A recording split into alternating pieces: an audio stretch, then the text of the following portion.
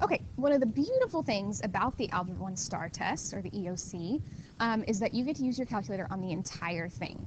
However, that's only going to be helpful if you remember how to use it, right? So we're going to review some of the things that we've learned throughout the year that our calculator can do to help us out. So the graph menu is what we're going to start with. It's menu number 5. So if you're looking at your calculator, if you don't have it out, I'd pause and get it out. It's menu number 5, has the graph on it.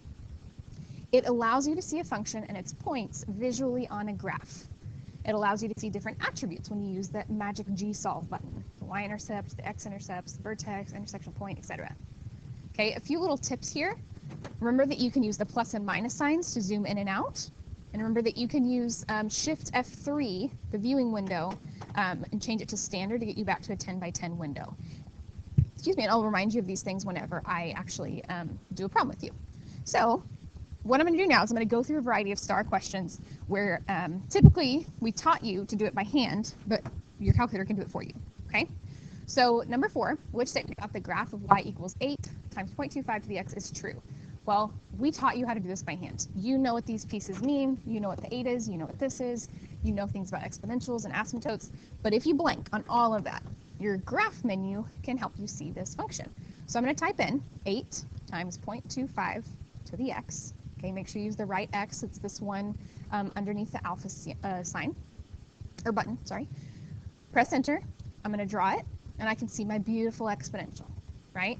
Now again, I'm wanting to test all of these things. X-intercept, y-intercept, asymptote. Does it have the 0.21?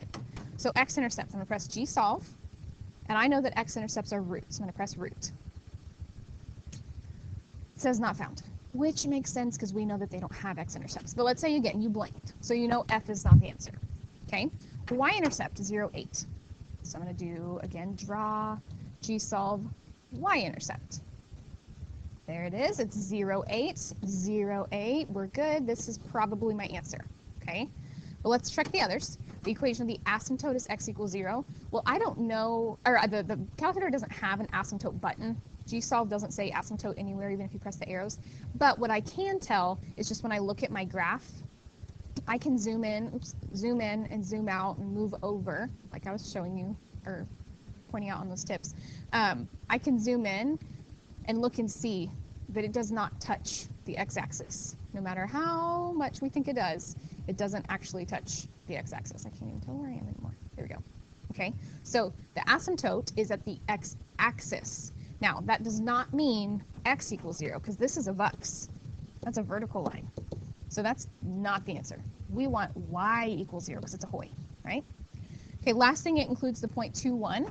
Well, here's an example of when I have zoomed in too far. So I want to go back to my standard viewing window. So I'm going to do Shift F3, hit F3 again to do standard, and all my numbers reset back to 10s. I'm going to exit, redraw, and now I can see the 0.21, right? Now, from this screen, it looks like maybe it is 2.1, but let me zoom in a little bit.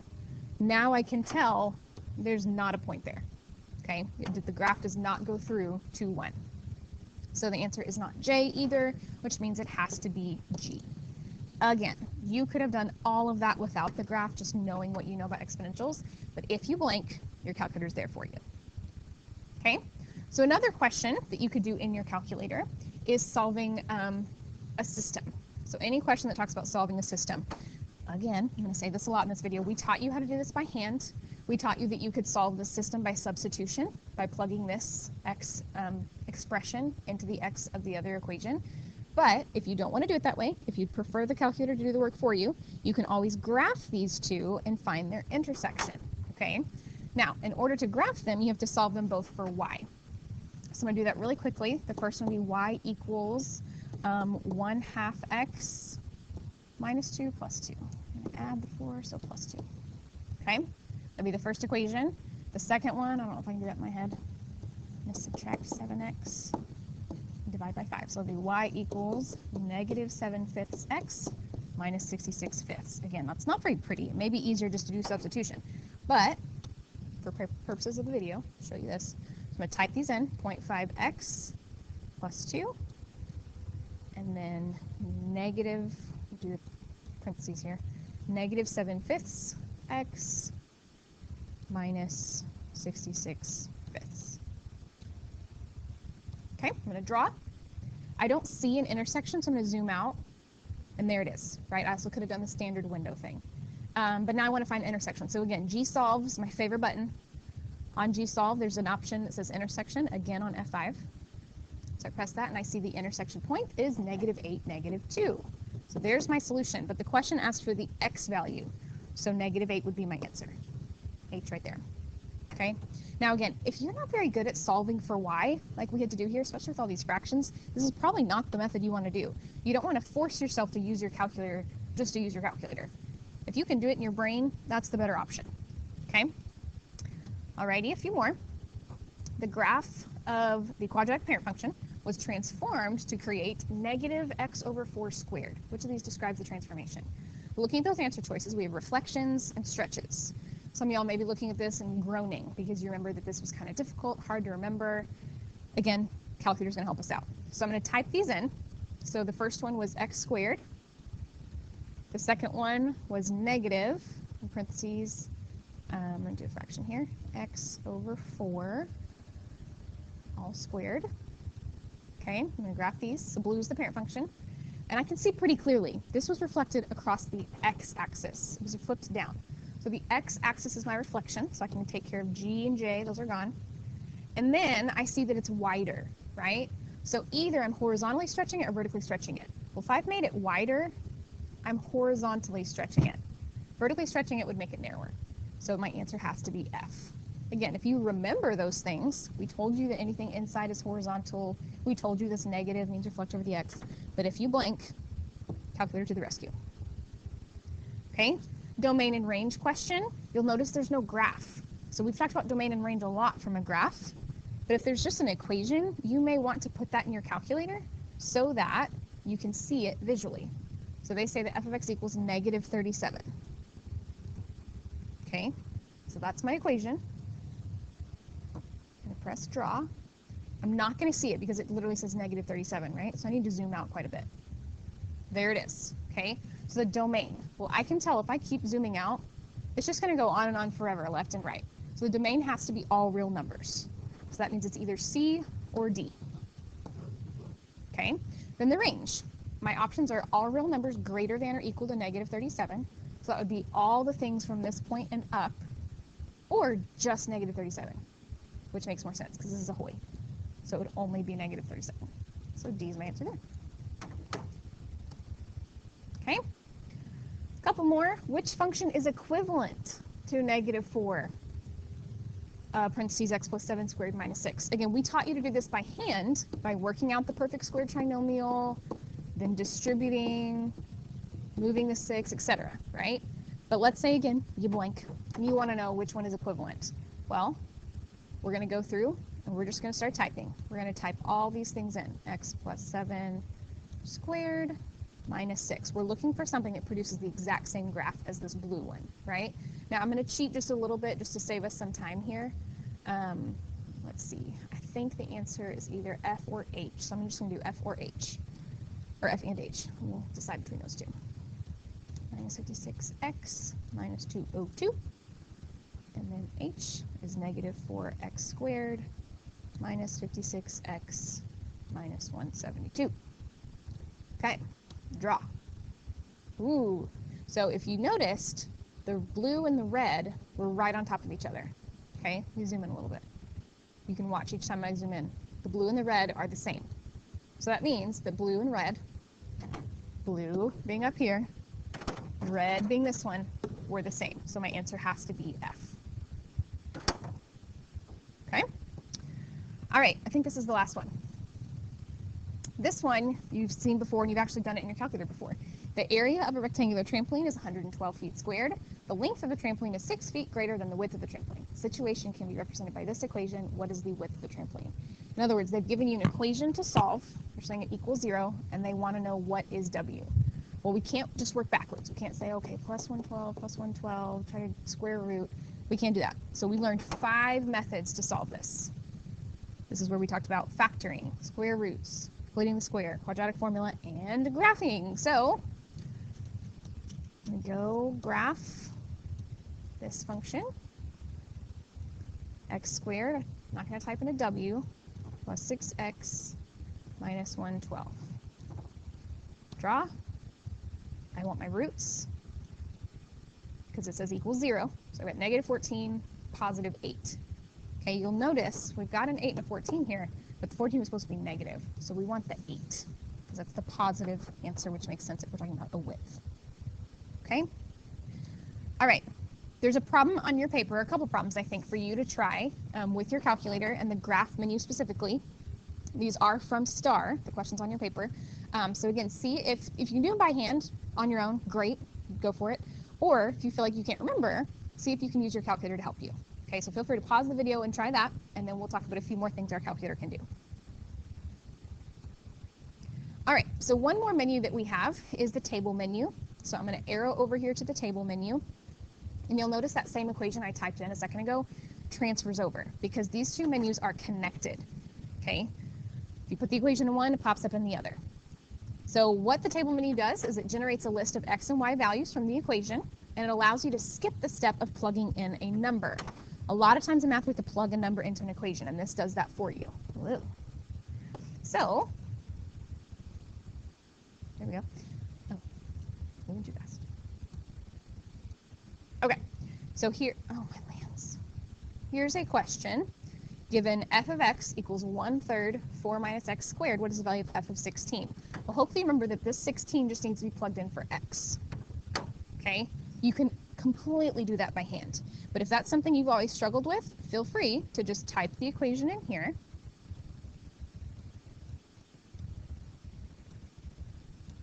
There we go. Then go to your table. And the table's going to have some values that it just decides to put out for you, but you can type in whatever you want. So I don't want -3, I want 16. So I'm going to type in 16, press enter, and I see that the answer is 48. And I'm done so. Again, you could totally do that by hand, but if you're somebody who messes up with negatives or squaring or PEMDAS, let your calculator do it for you. Okay, so y'all feel free to try. There's a problem on your paper, again, from a STAR test that you can try using your calculator, or do it by hand, or use your calculator to check after you do it by hand. So pause the video and try that. Okay, another menu we've talked about this year is the statistics menu. Okay, so the statistics menu is where you enter the coordinates or data from a table or a graph sometimes. This can be used to come up with a line or a curve of best fit, or even the exact equation that matches the given data. Make sure you look at the points first, because this ensures that you didn't type a number incorrectly. Like if you have points that are going like this, nice and pretty, and then you have one that's like this, you know you did that one wrong, right? So look at the points each time to make sure it makes sense. And it also helps you to see what function family to use. Again, if your points were doing this, it's pretty clear it was a quadratic, right? Okay. Also remember to look at the R value. This tells you how close it is to a perfect correlation. If it's 1, that means it's perfect.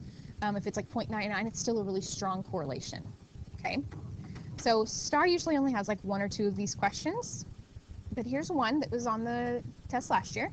So we have a zookeeper that's recording the feeding schedule for a baby rhinoceros. I almost said dinosaur. Rhinoceros. Hello. For 20 weeks. The table and scatterplot show the percentage, blah, blah, blah. Okay, there's our table. Then it says, what is the best prediction of the percentage of the baby rhinoceros's body mass that should be used to determine the amount of food given at each feeding when it is 25 weeks old? There's the kicker. Well, this graph that we have stops at 22. We could probably try to estimate that'd be about 24, and 25 would be about halfway. But again, we can't tell where this point's going to be. It's probably going to be somewhere in between 5 and 10, but we don't know exactly. We have 2 options here that are between 5 and 10, so it'd be best if our calculator helped us come up with an equation. So you're going to want to type all this data into the calculator. I'm going to pause my recording while I do that so I don't waste your time.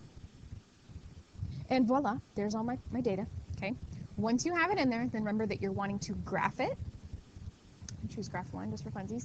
I can tell that I typed my points in correctly because there's no random point that's just out in la la land.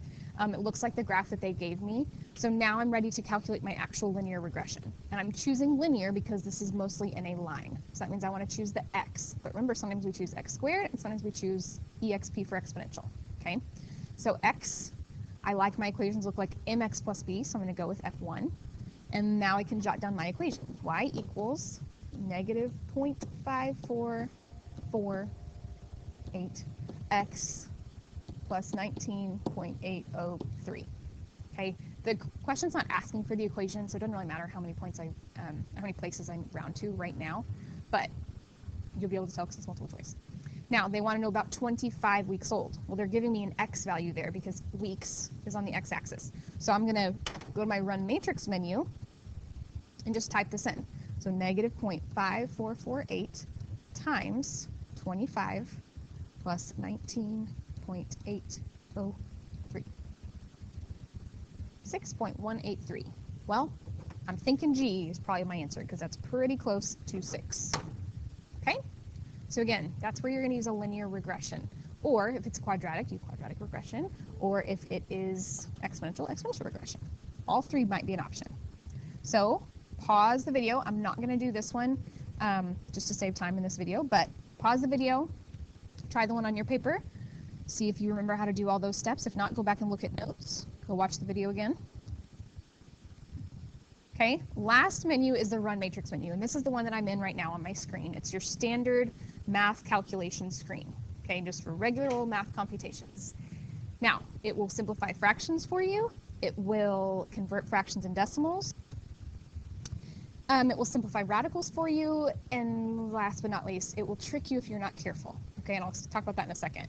A few other things just about your calculator. Remember that the exit key is your best friend if you ever get lost. If you're just seeing something weird on your screen, just press exit over and over until you see something that looks normal. Or, if that's the case, press menu, and you may have just gone into a different menu by accident. Okay. Also, the key that says parentheses with a negative, this one down here, that is your negative sign, and you only use it at the beginning of a problem. If you've got a negative in the middle of an expression, you're actually going to use the minus key over here, even though we know that they're pretty much the same thing. Okay. Then this is the part where it's talking about the tricking. If you intend to square a negative, you have to type it in parentheses. So we know that if you want to truly square negative 8, that means negative 8 times negative 8, you're going to get positive 64. So if you don't type it into the parentheses and you want to square negative 8 as a whole, and you type it in like I've done on the screen, it's going to tell you negative 64, which is not correct, right? But the calculator thinks that you're typing in negative and then 8 squared. So you have to do parentheses, and then it'll tell you the correct answer. That's the tricking I'm talking about, okay? So the only real questions on the STAR test, besides just doing math, random math, the only thing that this will really help you with is any exponent that you don't know, and then simplifying radicals. So this question was, I think last year's STAR, maybe 2 years ago, and it's exponent laws, right? We know that this exponent needs to get distributed to everything. So I've got 144 to the half, I've got k to the 1, because I take half of it, and r to the 7. Well, I'm cool with k to the 1, r to the 7, right? That at least brings it down to f or h. But what we don't really know, what we haven't talked about in class, is 144 to the 1/2.